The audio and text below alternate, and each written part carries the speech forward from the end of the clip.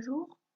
Aujourd'hui, on va étudier le premier chapitre de la géologie, qui est donc les chaînes de montagnes récentes et leurs relations avec la tectonique des plaques et les déformations tectoniques qui les accompagnent. Je vous laisserai le soin de lire l'introduction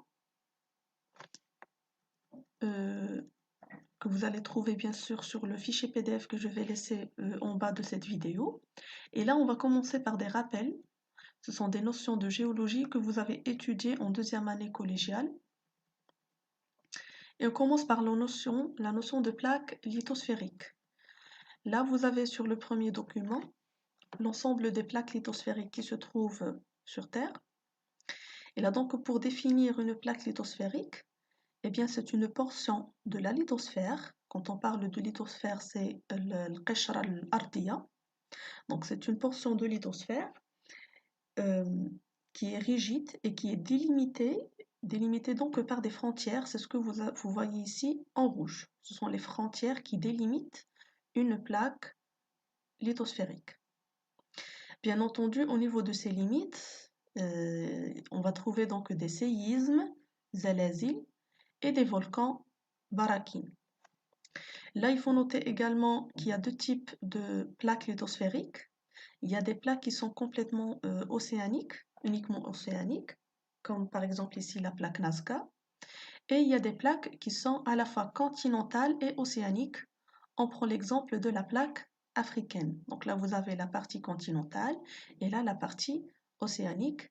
Et la plaque entière, elle est à la fois continentale et océanique.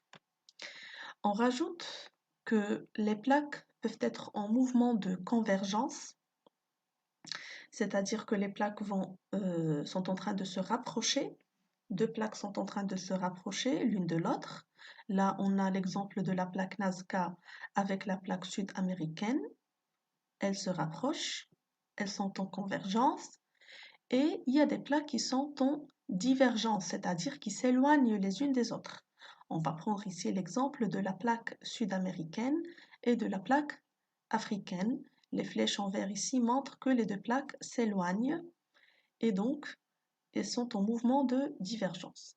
On rajoute aussi qu'il y a des plaques qui coulissent les unes par rapport aux autres, c'est-à-dire qu'il n'y a pas d'éloignement, il n'y a pas de rapprochement, mais juste elles coulissent. Donc là, je vous laisserai le soin de recopier la réponse à la question auquel je viens de répondre. Donc on a défini la plaque lithosphérique avec ses caractéristiques. Donc là, on passe au deuxième terme qui sont aussi importantes. On a les dorsales et les fosses océaniques. Et vous avez le deuxième document. Donc au niveau de ce document, on va commencer par les frontières de plaques divergentes, c'est-à-dire là où les deux plaques vont s'éloigner l'une de l'autre. Et bien là, on a ce qu'on appelle une dorsale océanique. C'est ce que vous voyez ici. Donc au niveau de la dorsale océanique, vous l'avez appelée Derwa al-Wasat Muhitiya ou la Derwa al-Muhitiya, la dorsale océanique. Eh bien, ce sont des volcans sous-marins, d'accord, et au niveau desquels les deux plaques sont en train de s'éloigner l'une de l'autre. Et donc, c'est une région de divergence. Au contraire, là, par exemple, on a une frontière convergente, c'est-à-dire où deux plaques, là, on a la première plaque et là, à côté, on a la deuxième. Donc, ces deux plaques, elles se rapprochent l'une de l'autre. Et là, on a une fosse océanique, Hofra Muhitiya, à ce niveau-là.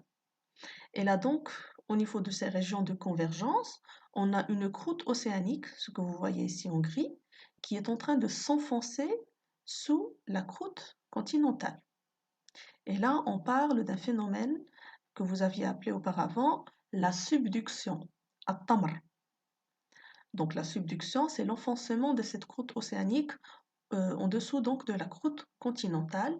Et on note ici qu'il y a bien sûr qu'il y aura des séismes à ce niveau-là et bien entendu des volcans qui vont apparaître ici à la surface. Là en bas, vous avez une deuxième figure qui représente le moteur qui conduit donc au déplacement des différentes plaques, appelées les courants de convection, تيارات الحمل الحراري, qui sont représentés ici avec les flèches en rouge. Et là donc, ces courants de convection, c'est eux qui vont conduire au déplacement des plaques lithosphériques qui se trouvent en dessus. Voilà.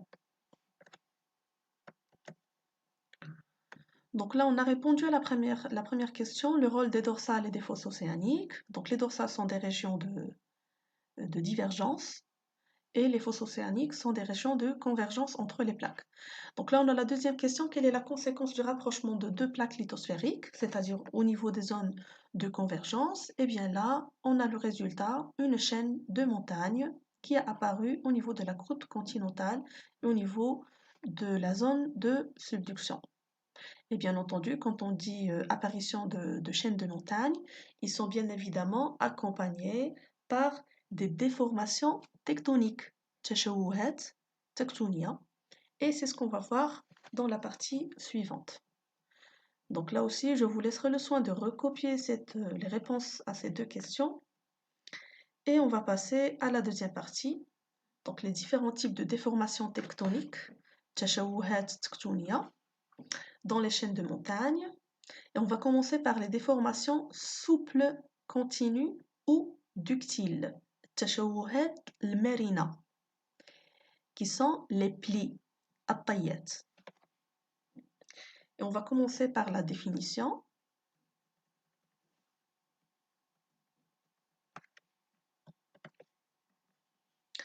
Alors là, sur la première figure, vous avez une photo réelle d'un pli au niveau de couches géologiques. Donc on voit clairement la déformation tectonique.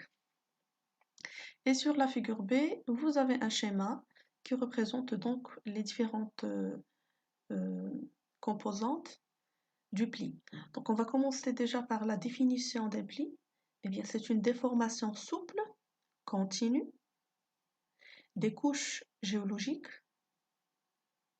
initialement planes, sous forme d'ondulation, comme vous voyez ici, à plus ou moins grand rayon de courbure. Et bien sûr, ce pli, cette déformation tectonique, a eu lieu suite à une contrainte tectonique des deux côtés, ضغوطات تكتونية.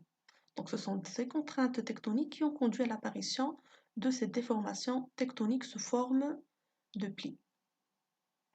Donc là, on va faire la différence entre deux types de plis. On a un pli anticlinal, c'est un pli qui est convexe, voilà. Et dans le centre, voilà, le centre, c'est le cœur du pli. Le centre est occupé par des couches géologiques, par les couches géologiques les plus anciennes. D'accord? Donc là, c'est la couche la plus ancienne. Au fur et à mesure qu'on se déplace vers le haut, ce sont des couches récentes qui se sont déposées. Et là donc, quand il est convexe, on l'appelle anticlinal. Et là à côté, on a donc le contraire. Là, c'est un pli synclinal qui est concave.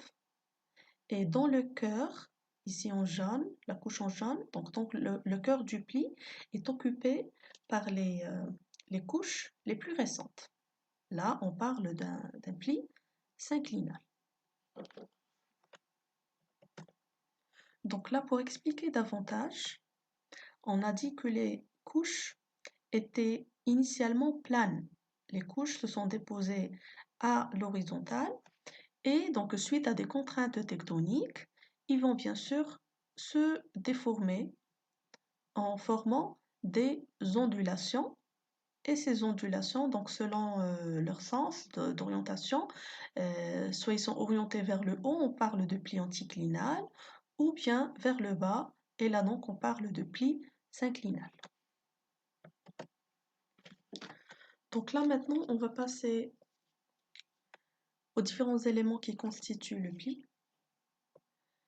Donc on va commencer par la charnière.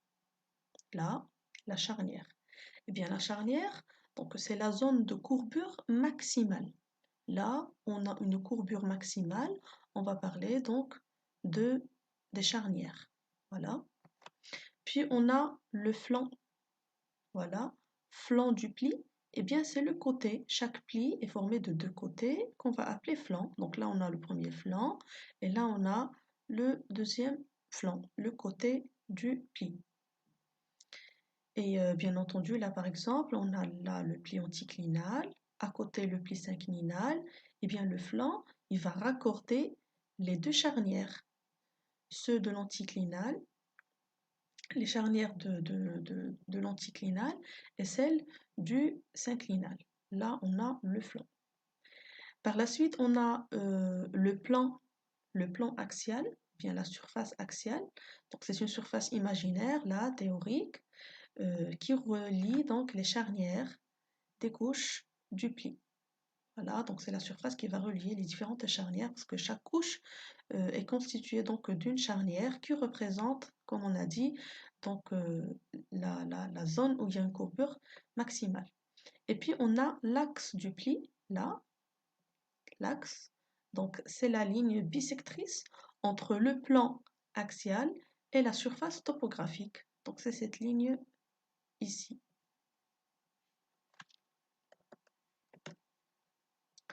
Donc là, en fonction du plan axial, bien de la surface axiale, on va distinguer les différents types de plis. Et là, donc, c'est ce que vous avez sur le document en bas. Bien sûr, là, vous devez recopier les réponses aux questions qu'on vient d'expliquer. Et là, on va passer à la classification des plis. Donc voilà, on va commencer par donc le pli droit. Le pli droit, là, on voit que le plan axial, il est parfaitement vertical. Là, quand il est un peu incliné, on va parler d'un pli déjeté. Là, l'inclinaison commence à devenir donc plus importante. Là, on a un pli genou. Le premier flanc, il est vertical, alors que le deuxième flanc, il est incliné. Et donc, ça ressemble à un genou. On parle d'un pli genou. Là, on parle de pli déversé. L'inclinaison devient de plus en plus importante. Là, on a l'angle est supérieur à 45 degrés, l'angle que représente le plan axial avec la surface verticale. Donc on parle de pli déversé.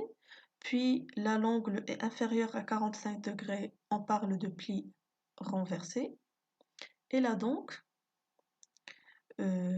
quand l'angle se rapproche on peut dire de 0 degré, eh bien on parle d'un pli couché et vous pouvez voir que les deux flancs sont parallèles et sont à l'horizontale. Voilà, pli couché. Et là donc pour tous ces types de plis, on parle de pli isopaque parce que les deux flancs du pli ne sont pas déformés. Là au contraire, on a les plis anisopaques et on a le pli étiré. Comme vous voyez ici, l'épaisseur de ce flanc n'est pas la même que celui-là. En fait, au début, ils avaient bien sûr la même épaisseur, ce sont les mêmes couches, mais suite à des contraintes tectoniques, ce flanc a été étiré, donc on parle d'un pli étiré ou carrément d'un pli qui est laminé. Voilà. Donc là, c'était les différents types de plis. Bien sûr, je vous laisserai donc, vous devez recopier la partie qui se rapporte aux différents types de plis. Donc là, je m'arrête ici et on se retrouve avec une autre vidéo où on va passer au deuxième type de déformation tectonique qui sont les failles. Au revoir.